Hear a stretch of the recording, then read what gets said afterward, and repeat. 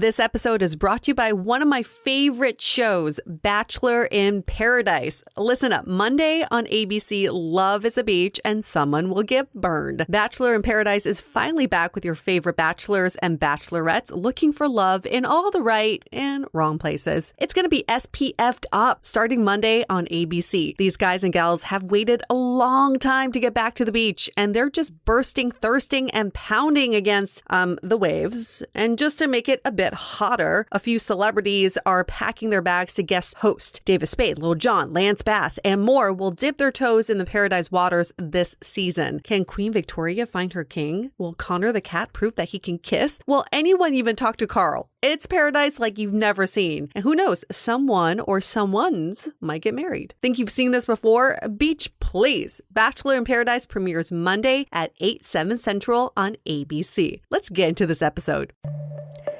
The DATEABLE podcast is an insider's look into modern dating that the Huffington Post calls one of the top 10 podcasts about love and sex.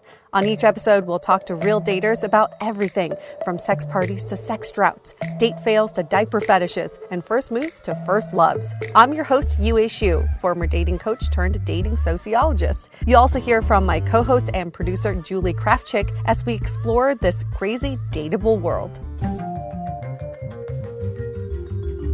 Hey everyone, welcome to another episode of Dateable, a show all about modern dating where we are your investigative reporters because we are here to investigate why people do the things that they do and say the shit that they say when it comes to modern dating. I like that one.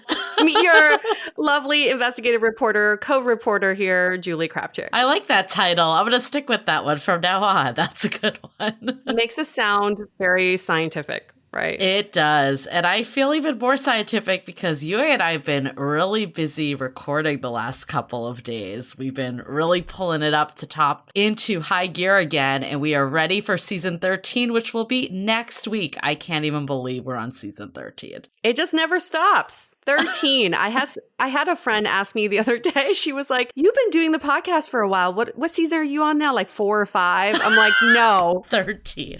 Yes. And we're not going to give too much away, but we have a really amazing premiere episode for this season. And I will say the guest is scientific and it does have to do with sex because we are a sex podcast, obviously. Yes. Apparently, that's our rebrand, the Sexable podcast. This will be our last bonus episode for season 12 before we get into season 13. And the treat for you all this week is Julie was on a podcast to speak. Basically, I felt like it was kind of a panel. Yeah, I mean, it was with the California Groundbreakers podcast. They reached out, the host Vanessa, and she also had, speaking of scientific, I feel like this elevates me by default that I was on there with a professor in the attraction lab at UC Davis, who also hint, we are going to have as a guest on our podcast because it was so fun talking with him. And you'll all hear on the episode, he has a lot of really interesting insights that is just a different lens of all this. Like he studies this very scientifically. One thing that was very much noteworthy about this entire experience is that, Julie, you can fully grasp your title as a Bay Area expert now because you, first of all, I think you have been in the Bay Area for 10 years now. Has it been 10 years? Yeah.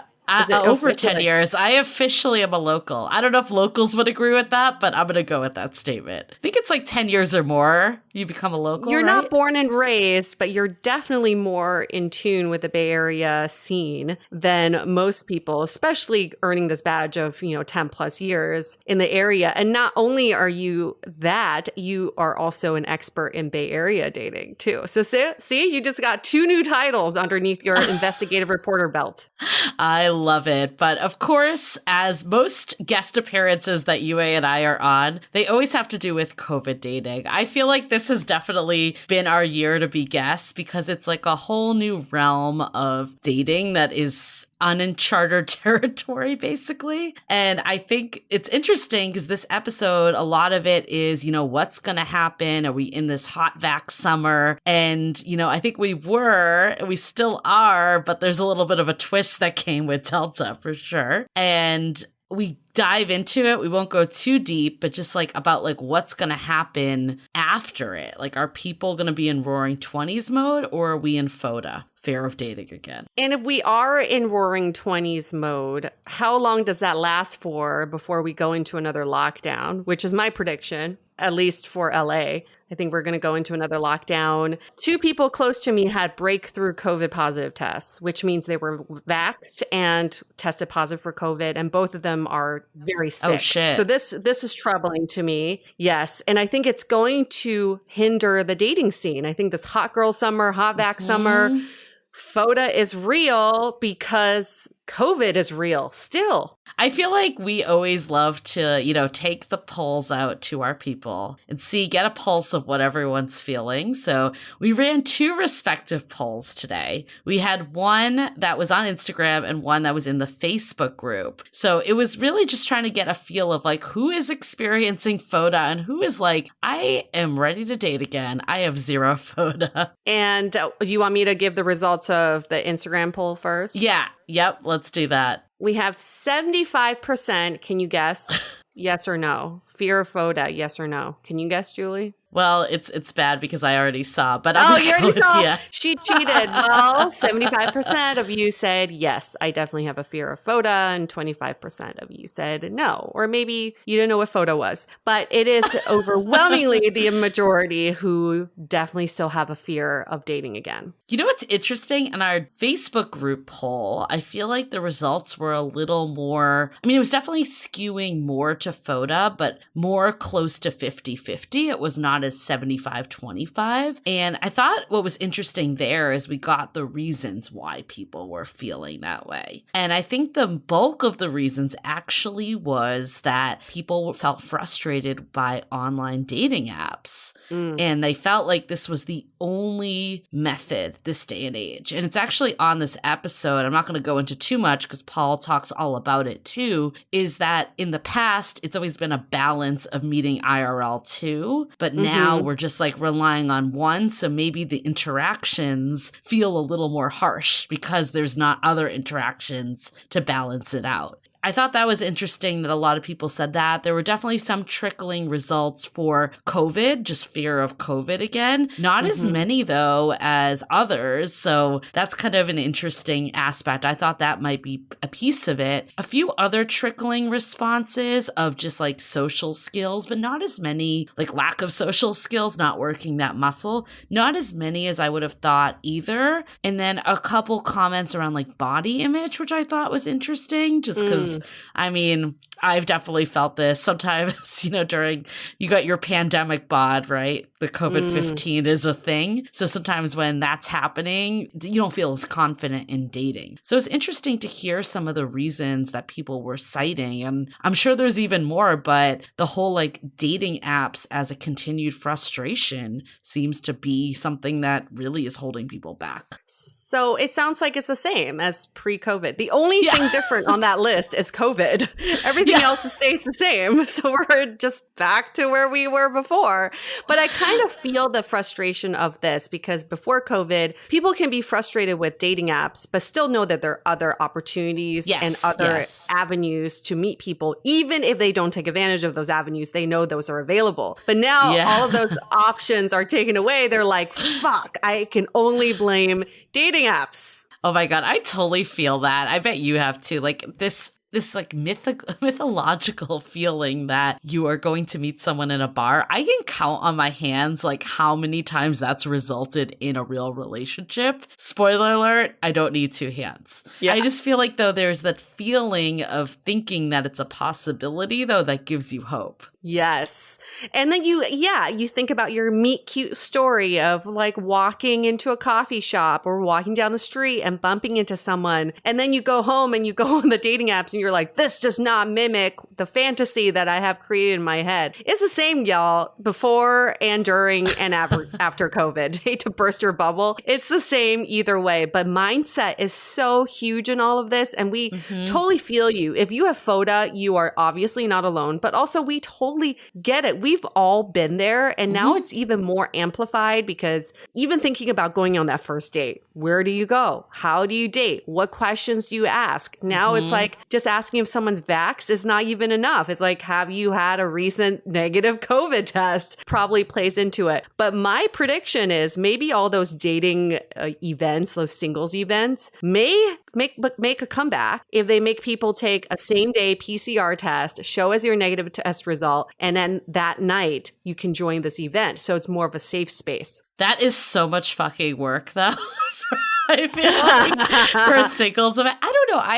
It does make me a little sad when I see all the downer messages about dating apps. Maybe because I met my current partner on a dating app. I've also met a partner before that on a dating app. And I feel like it's always, the quick to blame. And like, I've definitely been there myself where I felt very frustrated by it. I'm not going to say too much, but Yue and I have been kind of like working on something behind the scenes too that hopefully will help people out a lot with this, because I feel like it's such, I was just thinking about this day. I'm like, I'm so happy right this minute, like with my partner. And I have Hinge to thank because I would never have met him ever, So yeah, I'm not saying that to like brag in any way, but I'm saying it because I feel like all our members that are on dating apps, they're all on them. So good people are on there. It's just learning the skill set to be able to find those good people, because I personally really believe strongly they exist. There's something really problematic going on, and I think it has to do with stigma, is that often we hear people talk about dating apps and specifically call one or two out as the bad ones they've had experience with. But when people have met people on dating apps, they don't say, oh, I met this person on Hinge. What a lovely app. They say, oh, we met online. So I think the dating apps are getting shunned in a way because we are not celebrating the matches that we have had on these dating apps, and we're not calling out the apps specifically. So maybe this is a challenge for our listeners, is that if you have had good luck in the past on apps, even if those relationships didn't work out, at least give the apps a shout out. So we're putting that into the universe instead of all this like, I hate Hinge, I hate Bumble, I hate Coffee Meets Bagel. What about like, I met a partner who I was with for 3 months from Hinge, and it was a lovely time. Right. I don't know. I feel like I would gladly be the spokesperson for Hinge. Is that a hint to Hinge that Dateable podcast will sponsor? Yes. But I think it's human nature in a way, because it feels weird. Like even when I was saying it, I'm like, I don't want to like brag. It's not bragging, but you feel kind of weird being like, yeah, I'm happy. Like that's like a weird thing to say. It's easier to talk about the shit that's going on in a way. Well, I mean, people brag about, oh, I met my partner jogging and it was a really cute story. He ran into me and I was tying my shoe. But why can't we openly be like, oh, we met on Hinge. He had this really great line. His profile photo was this. And I said this to him. Like that could be part of a story too that we can talk about. Totally. But that is very much related to our question. Because speaking of online dating, I'm sure a lot of you are thinking about IRL dating and meeting people in real life. So the question we've been getting lately is, how can I increase my chances of being approached IRL? Yes, I love this. I mean, I think first and foremost, I do this out of nervous energy, is just be on my phone. Or not, maybe not even nervous energy, but this feeling like I need to be preoccupied at all times. Yeah. And I think if you are staring at your phone, no one is going to come up to you. No one. Nope. So I think that's probably like step one. I think also big groups, like anything times that you're with like more than one or two people max, it's very, very intimidating for someone to come up to you. So I think some of approachability is, like setting yourself up that you look like someone that wants to be talked to, whether that's like freeing yourself from distractions, but also not making the barrier so huge that someone has to fight their way through. Yeah. Think about the other person. The other person's biggest fear is rejection. They don't want to be rejected. So when they see you, they're looking for all the signs to lessen their chances of rejection. So one way people can do that is the approachability. We've heard this before, if you wear something that is a conversation starter, whether it's like your alma mater sweatshirt, whether it's a specific sports team or a specific brand that you love, it garners attention and it inspires people to come and talk to you and be like, hey, I went to the rivalry school and I can't believe we're in the same city, So that's part of the approachability. The other part of approachability is mindset. I think a lot of times we go out there with the mindset of, I hope someone approaches me today. Well, that puts a lot of onus on the other person. What if you change your mindset to, I welcome other people into my space today? That creates a much friendlier, approachable mindset, and your energy will attract a similar type of energy. So instead of being like me versus you, you better approach me. It's like, I welcome you into my sphere. I love that. I think I'm going to give a shout out to one of our moderators, Caitlin, who I think does a really great job with this. And I think one of the things she's said, because people have asked her in the group, is that she, positions herself. Like if she goes to a brewery, or basically part of positioning yourself is finding locations that are going to be filled with the types of people you want to be meeting. So that's step one. And then she'll find that, like, let's say she's in a brewery, she'll find the area that's near, hot guys, because she's straight and that's who she's attracted to. And I think that positioning, you're kind of like allowing, like what you just said, Yue, is like meeting that person halfway. Like, how can you be like totally in an area that someone has no line of sight to you and just hope that they get like this, radio signal to come over and find you? Yes, perfect. Being approachable in real life just means you have to make yourself approachable. And so hopefully those are some pointers you can take onto your next solo date or master date or just walking around your neighborhood.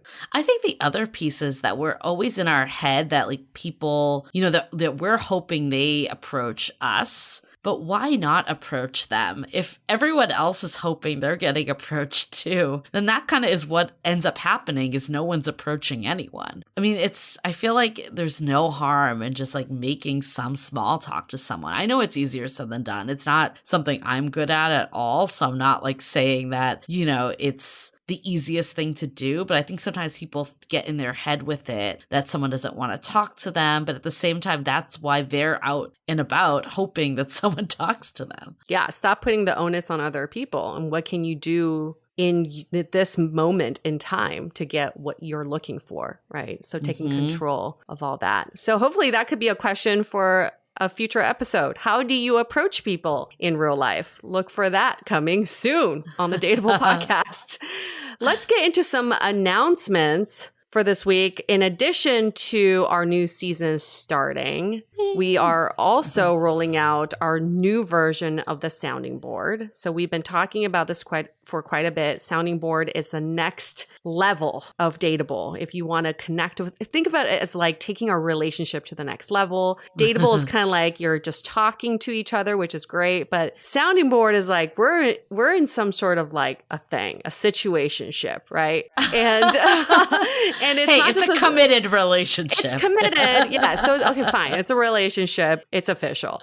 And not only are you in a relationship with Julie and I, you're in a relationship with all the other people that are part of the community. So we've been iterating on what the sounding board should be like. And it's been such a wonderful experience. And we know that for this next iteration, we want a little bit more intimacy and a little bit more time with all of you. So the new version of the sounding board is that there's only one level, which makes it much easier. And this level includes podcast discussions, because we realize after you listen to an episode, there's a lot to talk about. And maybe there are other people in your life who don't listen to Dateable and you don't know, you can't talk to them about the episode. So why not be part of a group of people who listen to the same episode as you and they want to talk about it? The other part of the sounding board that we're really excited about are what we're calling office hours with Julie and I, where you get a chance to chat with us about anything. And this is on a monthly basis where you get this designated time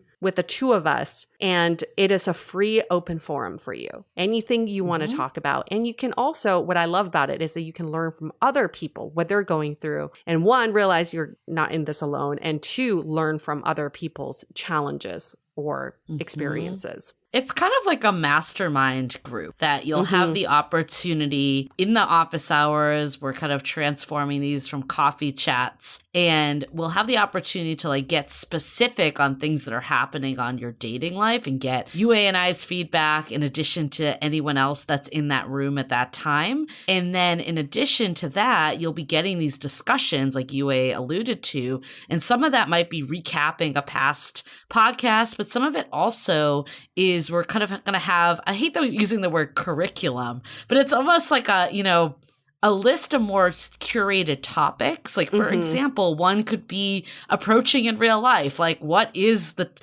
allowing people to have this open conversation where we kind of get ideas from each other. I think obviously the podcast is great, but we're just talking out to you all, where this allows you to kind of, be talking to each other. And someone might have been even listening to what UA and I just said and was like, oh, that sparked this idea and this idea. And I think having the ability to do that in a discussion is going to be really great. And the topics are going to range from all sorts of things to kind of these tactical topics, all the way to do I want children? How do I communicate that to a partner? These deeper questions that we're going to go, much deeper, and it's going to be great. I'm very excited. Our hosts are going to be leading a lot of these. It's going to be I'm very excited for this next evolution of the sounding board. So find out all about it at dateablepodcast.com/sounding board. We're going to be rolling out a lot of content about the sounding board on our social channels, as well as in the Facebook community, which is called Love in the Time of Corona by the Dateable Podcast. Thanks to all of our new members who've joined recently. A whole influx. I think it's because of the Delta variant. It's like, boom, we're back at it. Everyone's out searching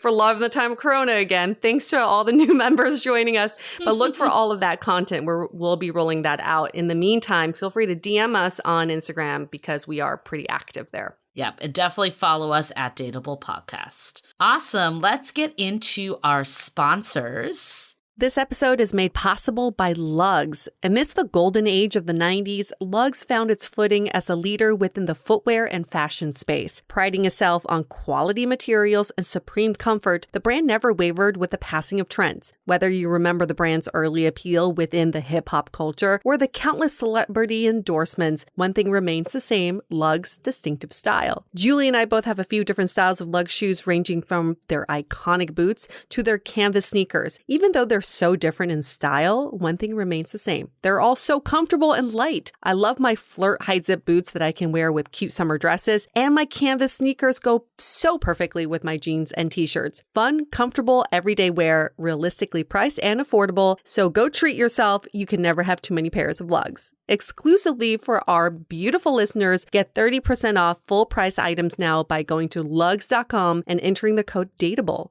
Again, that's LUGZ.com and entering the code DATEABLE for 30% off full price items.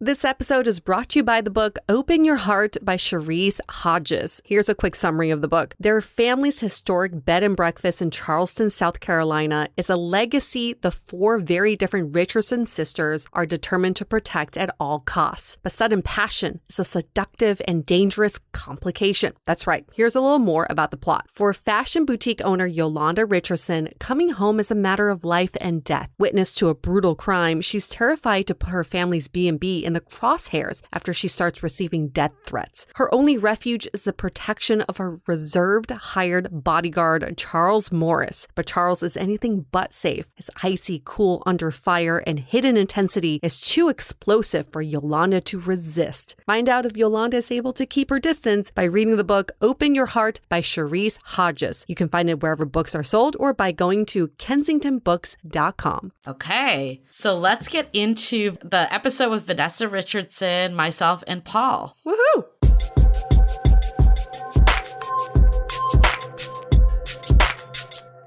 Welcome to California Groundbreakers, which focuses on the place that starts trends, starts movements, and shakes up how things are done nationwide and around the world. We're inviting interesting people doing innovative things to sit down and talk with us about how they're asking and answering the big questions facing all Californians. Our goal is to inspire change across the state, one conversation at a time. We've created a podcast series called This Changes Everything, which focuses on what California will look like in the post-pandemic future.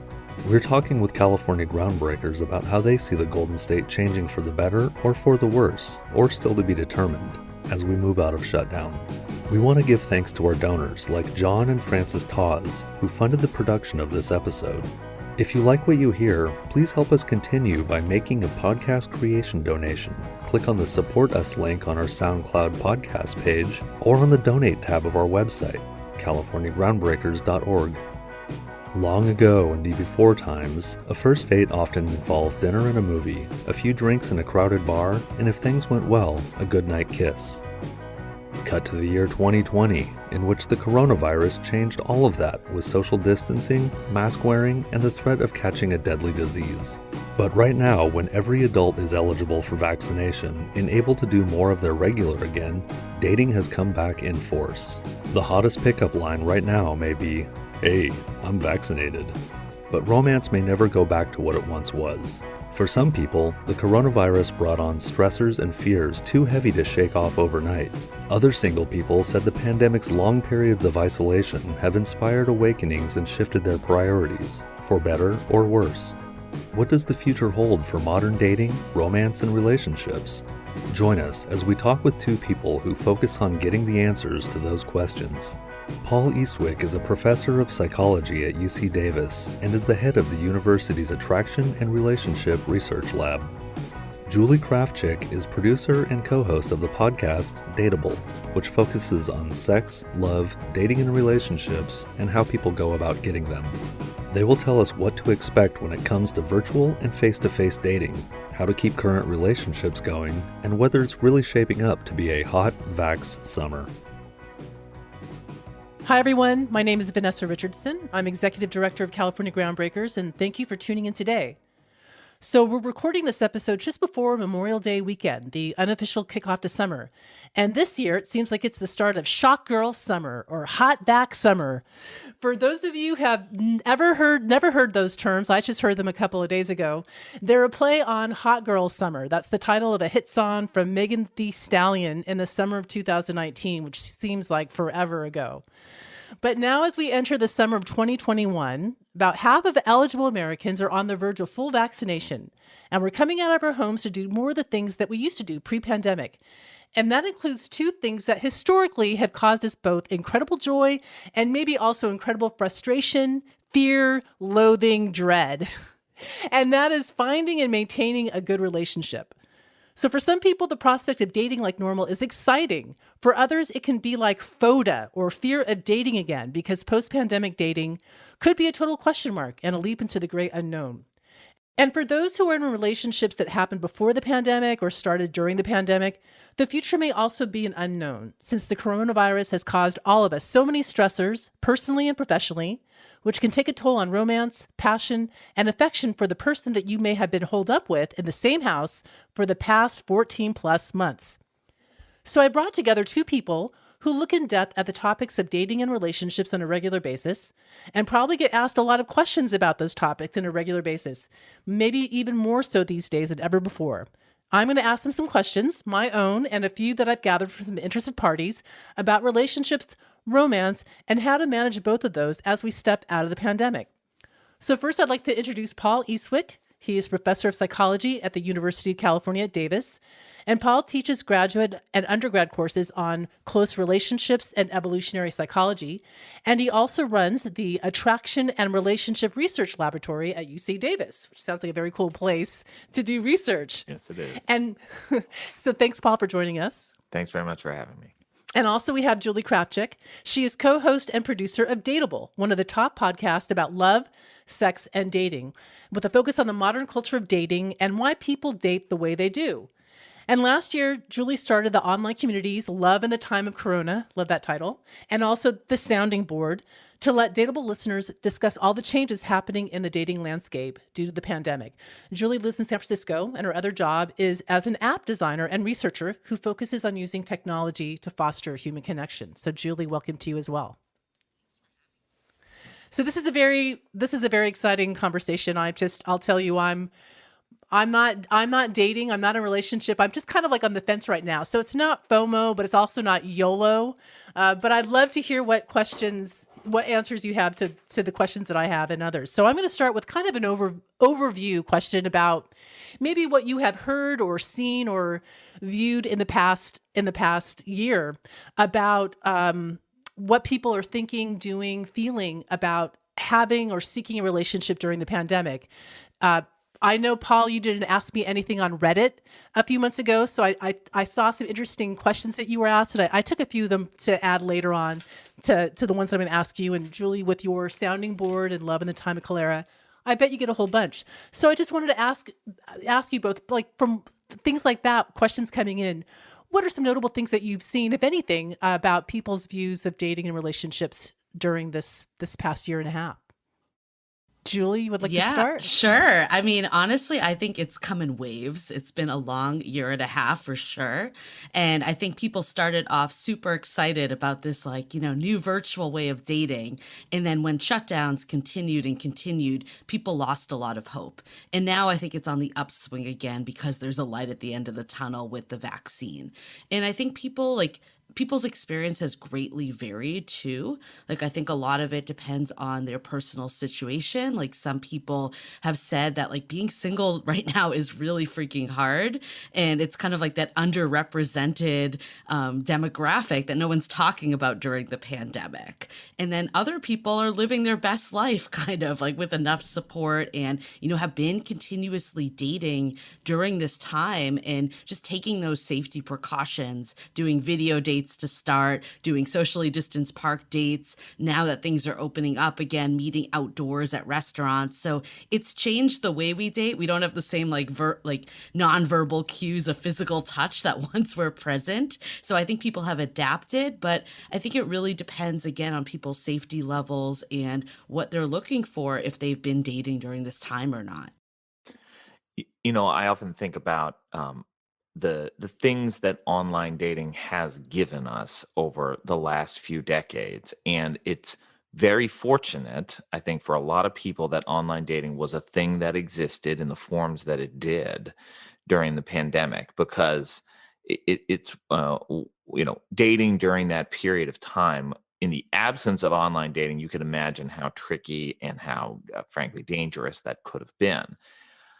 But the version of online dating that people have been doing is a very intentional form of dating. A lot of people describe it as work, right? You have to sit down at your computer, and whether it's go through messages or do your daily swiping, or do your video chats. And it is not quite the same as the serendipitous, you happen to run into this person 2 times over the last 10 days, and now you struck up a conversation. There is a serendipitous way that would have been very prominent prior to the pandemic. And I'm curious to see if people are going to remember how to do that once we get back out there. Yeah, that ties in great, Paul, with the next question I have, focusing on online dating, because it did seem like before the pandemic, I got the general sense people were like, oh, Tinder, it's just swiping, and it's you get a text maybe that says, hey, and that's it. And there's no, the interaction is just pretty fast and furious or non-existent. And these are just a couple of people telling me that with online dating during the pandemic, it does seem more intentional. People have to make more of an effort. They're maybe more willing to make more of an effort. And one of my friends said it's kind of like courting in Jane Austen era, where it's slow moving. There's maybe more, if not letter writing, more detailed conversation before taking the plunge in whatever way, because there's that cautiousness and there is more of that distance that you have to take for health reasons. I was wondering if that seems applicable to either of you, a little more intentional, especially with the dating, whether it's online or face-to-face. Absolutely. Like, I think that is a word that we keep hearing. And I was actually going to mention that from what Paul just said. Intentional definitely stands out to me as what has really changed during this pandemic. And app usage has been super interesting because a lot of, like the Bay Area apps have been around for a long time. So this has been something that's been prominent in a lot of our dating lives before the pandemic. But what we've noticed with our communities, it's all around the country. We even have people in different countries that are weighing in, and a lot of people of different demographics. We have people that range from, Gen Z to Gen X. And I think a lot of people are trying online dating for the first time, which, because they were forced to, right? Like there's no other outlet.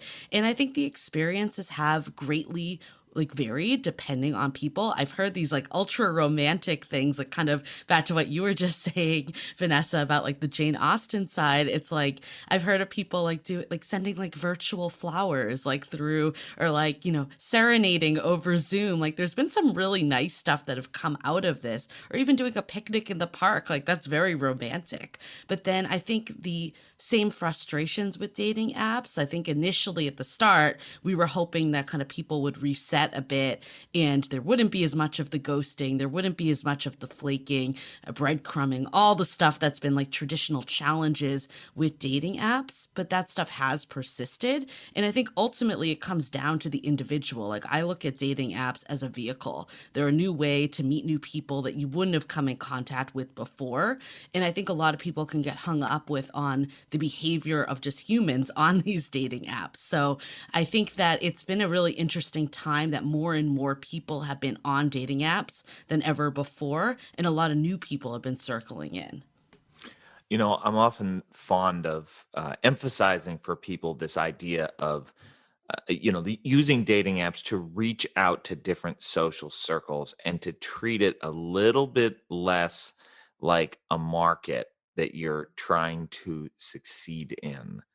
And I do think that that is one of the challenges of online dating is that when you limit people's exposure to what you're really like, you tend to reward things like physical attractiveness, obviously in the form of photographs or whatever you post, but also, letter writing skills, right? Sort of in the 1800s, right? You would be rewarded for those kinds of skills.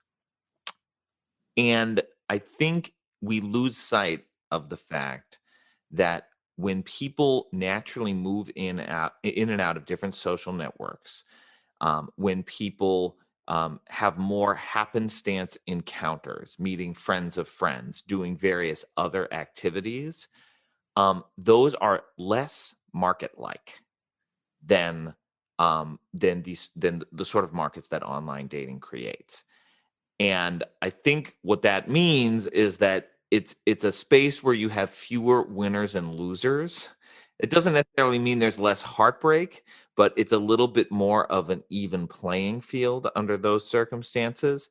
And one thing that I wonder about is how many people during the pandemic, without that avenue at all, just felt totally crushed by the inability to compete in the online dating space. And that's something that I worry about a little bit, that without those sort of regular social interaction avenues that we didn't have, that there's a big group of people out there who got left out. Well, that ties in perfectly. Paul, you're tying into my next questions perfectly.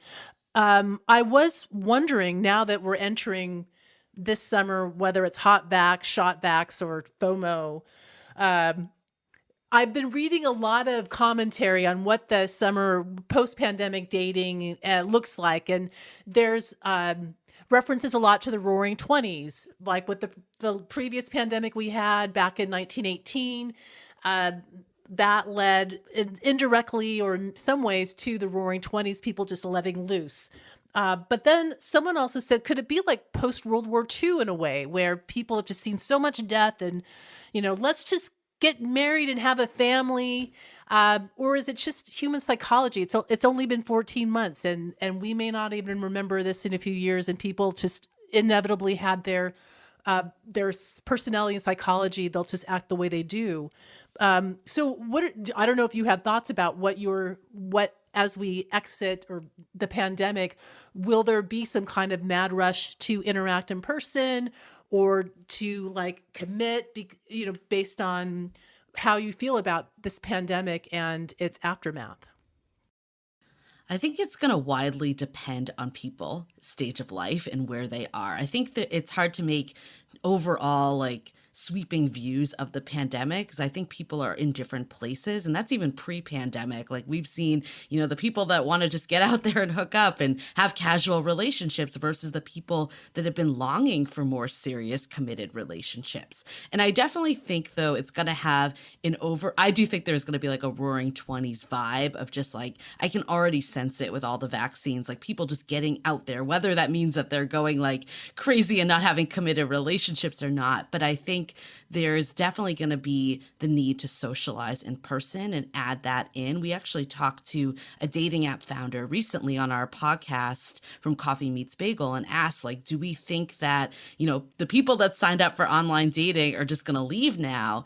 And her take, and I do agree with this, is like it might kind of pause and get diversified a bit when things start to reopen more.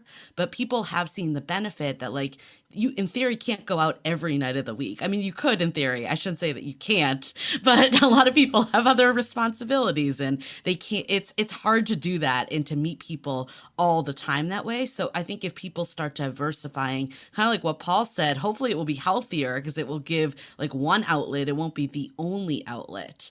But I think like in general, people have become very intentional of what they're looking for. And I think the people that want a like committed relationship are still going to go down that path not because like the vaccine is out. Yeah, I think that's right. I think it's a good bet that people are going to be interested in something more serendipitous, right? Putting themselves in situations where anything can happen, right? I mean, these were, sort of movies that I associate with, 10, even 20 years ago. But, the one night out movie and all the things that can happen, that are totally unpredictable. And I'd be willing to bet that those are the kinds of experiences that people have largely felt like they're missing. And it'll be interesting to see how the landscape shifts if people decide they want to put themselves in situations where those things can happen again. Hi, this is Caleb Clark, executive producer of California Groundbreakers podcasts. We're working on more episodes of This Changes Everything, literally as I speak, but putting them together takes a fair amount of time and money.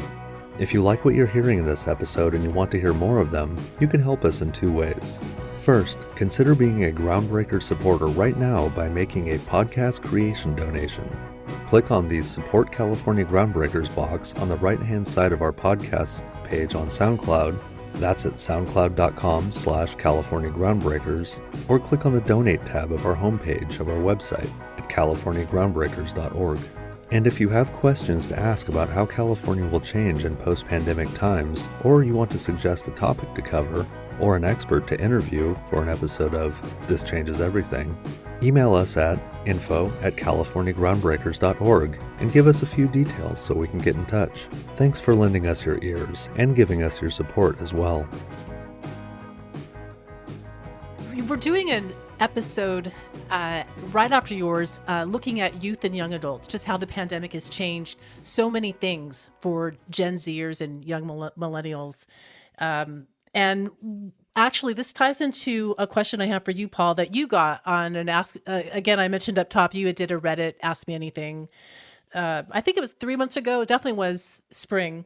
And I thought this was an interesting question you got, because I feel like I hear this a lot and I read this a lot about what's your opinion on love that doesn't feel ultra passionate? So this person was 31 and in a 1-year relationship, a COVID-19 relationship, where he felt that she wasn't the one. It feels more mature compared to one that he had at 20 years old, love at first sight and butterflies. But I find it difficult to judge. So what do you do when you don't consider yourself massively in love? especially after 1 year and you have doubts. Should you continue, and how passionate should it feel? So I was wondering, I read, and I'm a Gen Xer, but this view of like, what's the purpose or what's the role of passion and butterflies in the stomach and so forth. This maybe isn't just a pandemic specific question, but maybe this view of relationships going forward. What does passion have to do with it anymore? Is it more or less, or again, is that just a sweeping generalization? But it just seems like a question. When I saw that one, I thought, I keep seeing a lot of people asking questions like that just in my personal life. So I wasn't sure if it was a trend. Yeah, no, I mean, this is a tricky question, and with all of any questions that end up getting sort of bound to a specific narrative. I mean, I think that, we all are sort of aware of this when it's our own lives, but it's hard to appreciate when it's about other people's lives, is that there's, a deep narrative that emerges in the context of any one relationship, right? How did you get to this point? And where was the passion, and where did it go? Because it usually does fade.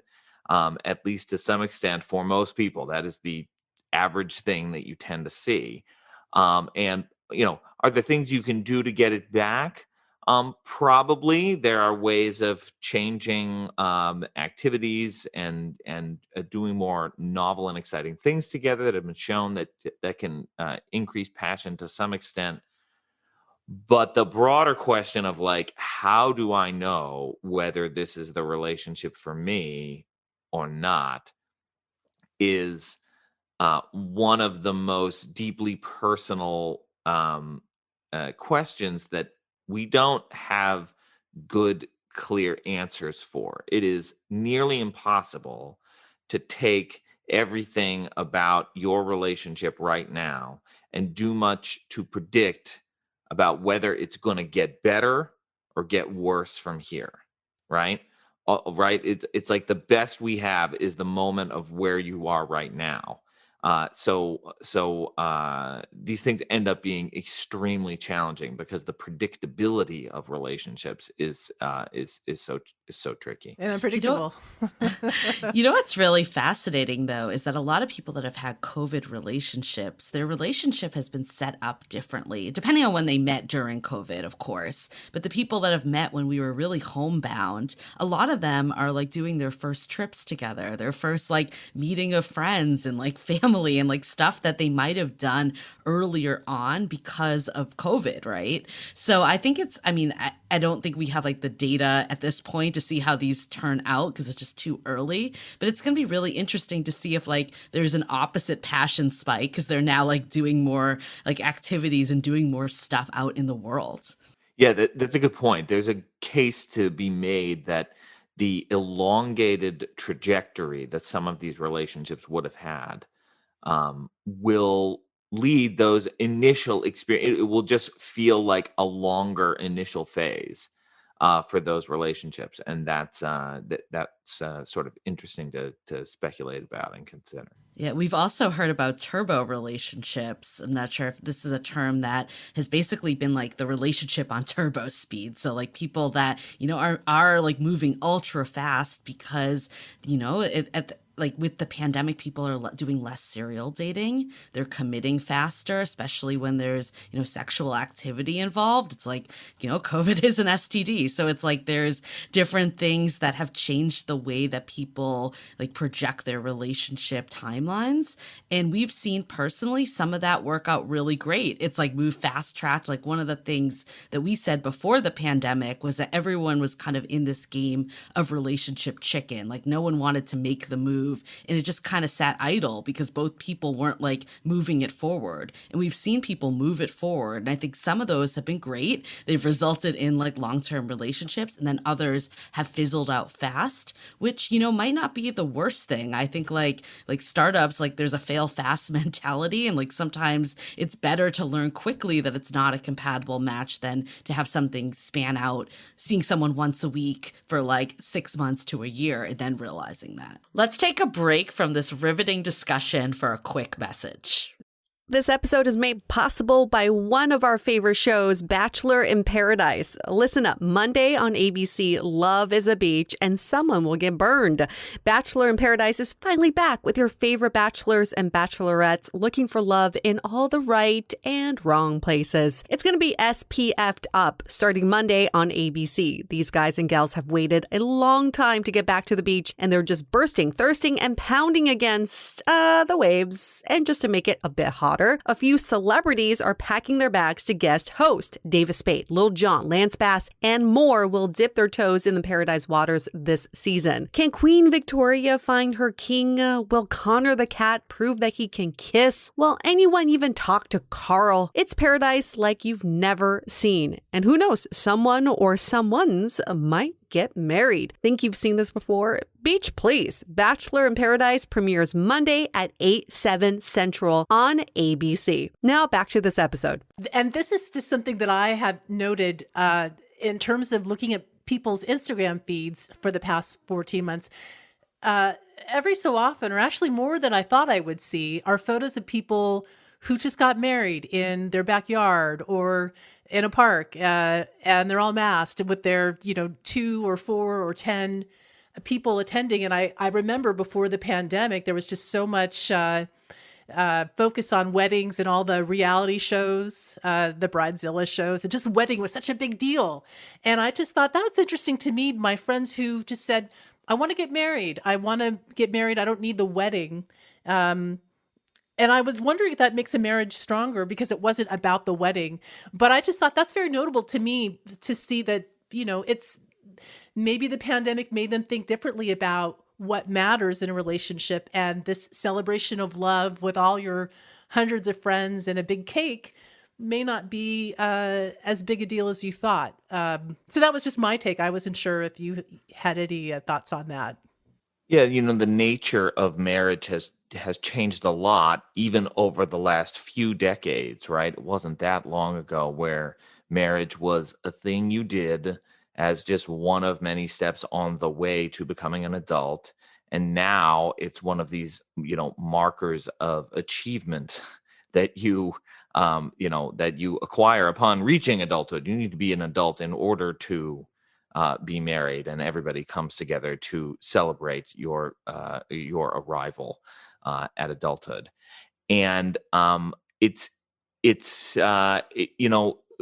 so I agree. There is a sense of if people are making the marriages really just about the relationship and not about this sort of like broader acceptance of being an adult, that might lead to better decisions. There's a flip side to that, which is that a really important predictor of whether relationships do well or poorly is whether you have support from your broader social network. So are your friends and family generally supportive of this relationship? And it'll be interesting to see what happens if people have gone through with these relationships, haven't gone through the phases of meeting the friends and meeting the parents and sort of, negotiating how those relationships are going to happen until you've already sealed the marriage. What exactly is that going to do? Will those marriages be as integrated into people's social networks as they would have been in the past? I think is an interesting question. I mean, I've seen and heard of couples that met during COVID now getting married. So their entire relationship has been in this like year to 14-month mark. And, on some side, there is studies, the older you get, a lot of times relationships just move faster because you know what you want and you're wasting less time and just kind of moving on with life. But I think COVID has given people a lot of time together too. It's made us all slow down and really focus on more of the simple things in life. And I think I agree with you, Vanessa, in the sense that there's something really nice about the fact that people are looking at marriage as not the big party, but more of just unifying their lives together. That being said, I think it's a personal choice. And I don't know if it's an indicator that one is stronger than the other. I definitely have heard of people that are waiting because they see the value, kind of like what Paul was saying, of celebrating with friends and family and having that big celebration and, starting that milestone next chapter. And other people don't view it as much as that. So I think it's just a personal decision, but I do think it has changed weddings and the expectations of weddings for sure. And just a couple more questions for you both. On that note, again, of being in a relationship, the previous podcast episode we did was on parenting during the pandemic and just work-life balance, how that will be addressed and maybe even resolved as we go out of the pandemic. But I was talking to two working parents, two working mothers, and I think like many of you, you also know working parents and just the frustrations just, multiplied during the pandemic. And it did make me think about, we're talking about childcare and work, but we didn't talk about relationships in that episode, but it did make me think, how are these relationships coping? How can they handle them? How can they keep, sanity and closeness? And I know we talked about this earlier, but I was wondering specifically what you're seeing and what you're thinking about relationships that have been taking so many stressors the past year and a half.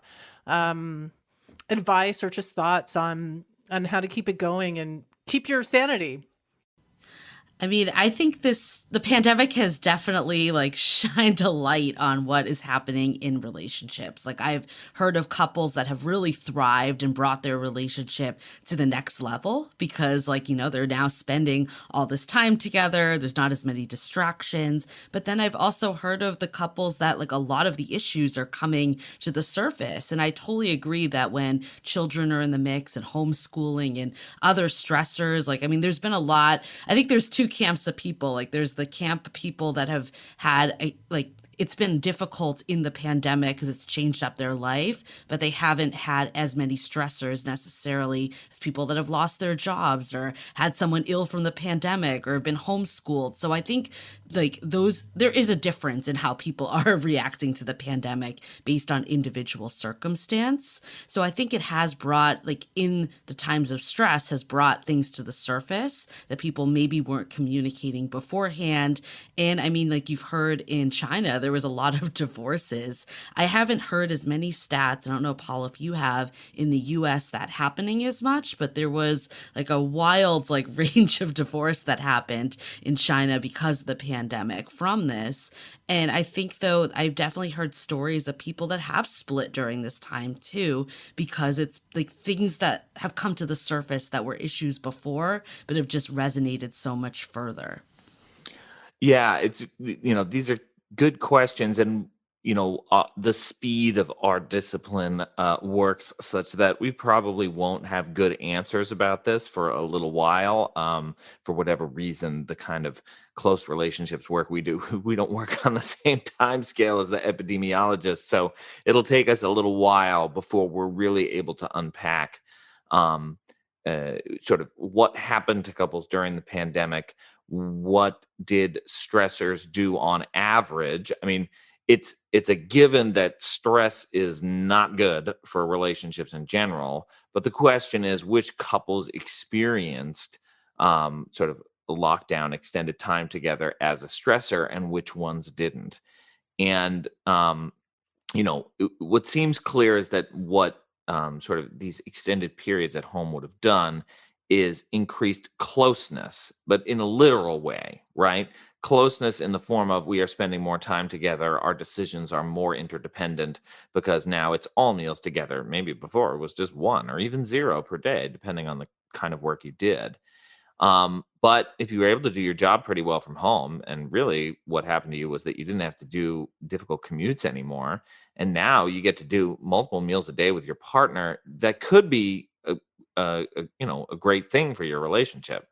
Other people, like you were saying, Julie, it could very well expose all sorts of rifts that people were just able to ignore before because the literal closeness wasn't there. That sort of allowed them to get by without these things.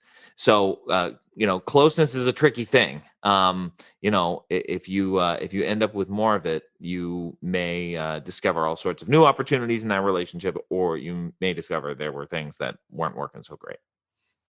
All right, last question for you both. And this is an advice one, honestly, because it feels, again, like there's a lot of people who want to go out just to enjoy the summer and just to get out now that June 15th is that magic date when we can all unmask here in California. But there's still, it feels, and I know I feel this way too, it's just that it has been a year and a half, and being socially awkward and maybe not remembering what things were like or how they will be like now. Do you have any advice about, leaving the house and going out to be social, whether you're looking or not, and getting over maybe that uncertainty or facing the uncertainty about dating in a post-pandemic era? Yeah, I think this is very real. Like, I think we all thought like, oh, as soon as we're let out, it's going to be super easy. We're going to do this. But there's been so many things of like, I've lost all my social skills during this time. And I think, again, it's case by case. Like, I think the people actually in our own community, Love in the Time of Corona and the Sounding Board, they've actually been like flexing their social muscles virtually during this time. And I'm sure there's other ways that people have been doing this. Clubhouse has like exploded during this time, and other apps like that to recreate some of this virtually. That being said, that's not the same as in person. And I think sometimes it's going to be a personal decision of how do you ease back in? Like, we've heard people even say like, I'm used to wearing sweatpants, like wearing real clothes is overwhelming. So I think it's like, maybe you're not going out in a super like fancy dress day one. Like, it's like, how do you take those baby steps? And again, with dating too, it's like, maybe you're not overloading your calendar. Maybe you're still doing video. Like, we've heard from people that overall video has been a great way to screen dates. People don't want to be on video calls forever anymore, but it's still a good way to like get excited about the date, feel more comfortable about who you're meeting. So maybe that stays. And I think there's a lot of social proof that will stay. So maybe it's just easing back in and taking the little steps that you need. And I think just saying to people on dates, like, hey, I like being honest, like I feel socially rusty. Like I am a little uncomfortable right now, but I'm super excited to be here with you. It's like all how you can be vulnerable and spin it. I think that's right. I think it's going to be a lot of the whole body nonverbal stuff that's going to feel especially odd in the beginning, right? When you're, the idea of standing and talking to somebody face to face, like looking at them in the eyes, like their actual eyes that are just a few feet away from you, like, boy, does that sound unusual and like something that we haven't done on a regular basis. And so, yeah, people need to give themselves a break to the extent that feels awkward and unusual. Maybe try doing some social things where you don't have to look directly at each other, whether that's you're sort of facing in the same direction, talking. I mean, I associate with like the typical way that men interact with each other is sort of we're looking kind of in the same direction, but definitely not at each other, and that makes handling the nonverbals a little easier. I think just picturing that on a date, kind of like side eyeing someone. Yeah. I think the one thing that actually is going to come out from this is people need to be more verbally expressive. Like in the past, you would, like indicators of interest on a date would be like touching someone's leg or like lightly touching their arm. And that I don't think is going to like jive well in this post-pandemic world. I think it's going to be more like, hey, can I kiss you? Like actually saying it, not just going in for it. Because that could be very jarring when, we haven't been doing that for quite some time. Please submit a request in writing. Yeah. Flowery Jane Austen style, please. Yeah. All right. Well, I bought a dress. Oh my God. Now I'm like, after hearing this, I'm not sure. I did buy a dress. I bought a lipstick. I bought some sandals because I do want to enjoy the summer. It's my favorite season. Whether we'll meet anyone or not, who knows? But it's just very fun to get out again. And this has been very, very useful information for me, at least. I'm hopefully for others. So I want to say thank you, Julie. Thank you, Paul, for coming on and talking to us about this. What this summer will look like, whether it's hot vax or not. It's going to be interesting to see. And Paul, I look forward to seeing that study whenever it comes out. Thank you for having us. This was so fun. Yes, thanks a lot. You've been listening to California Groundbreakers This Changes Everything, Episode 9, which was recorded on May 27th, 2021. Thanks to Paul Eastwick and Julie Krafchick for taking the time to talk with us. Special thanks again goes to our donors, John and Francis Taz, for funding the production of this episode. Also, thanks to Nate Graham and Caleb Clark for recording and producing this podcast. And of course, thanks to you for listening. If you find our podcasts worth listening to in these difficult times, please make a donation and support our efforts to produce informative and inspiring conversations about what Californians should expect in the post-pandemic future. You can do that, as well as keep tabs on upcoming podcast episodes, events, and other information about us by going to our website, californiagroundbreakers.org.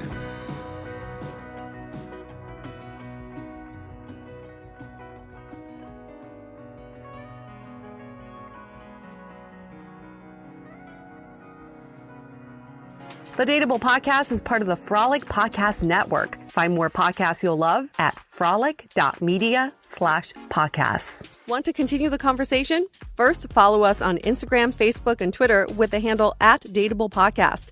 Tag us in any post with the hashtag StayDateable, and trust us, we look at all of those posts. Then head over to our website, dateablepodcast.com. There you'll find all the episodes as well as articles, videos, and our coaching service with vetted industry experts. You can also find our premium Why series where we dissect, analyze, and offer solutions to some of the most common dating conundrums.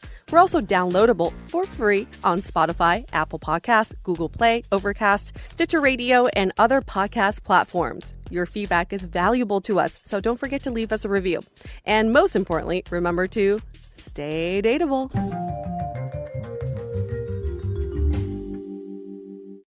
Gym sessions and sweaty summer activities are back, which means more funky smells in your clothes because sweat leaves behind bacteria that causes those hard-to-remove odors. Clorox fabric sanitizer products are ready to zap the stink out of fabrics in your home by getting rid of 99.9% of odor-causing bacteria. Eliminate odors in every load or sanitize fabrics between washes with one of our fabric sanitizer products. Search fabric sanitizer at Clorox.com to learn more. When it counts, trust Clorox. Use as directed. If you've ever been a renter, you know it's stressful to find a place with everything you love and nothing you don't. But did you know Zillow does rentals? It makes the search so easy. They have filters for pretty much everything, so you can find that place that's in your budget, but also isn't a shoebox. Or a place that's close to your parents, but far enough they have to call first. Plus, it's easy to apply, request tours, and pay rent in the app. Head to ZillowRentals.com and find your sweet spot.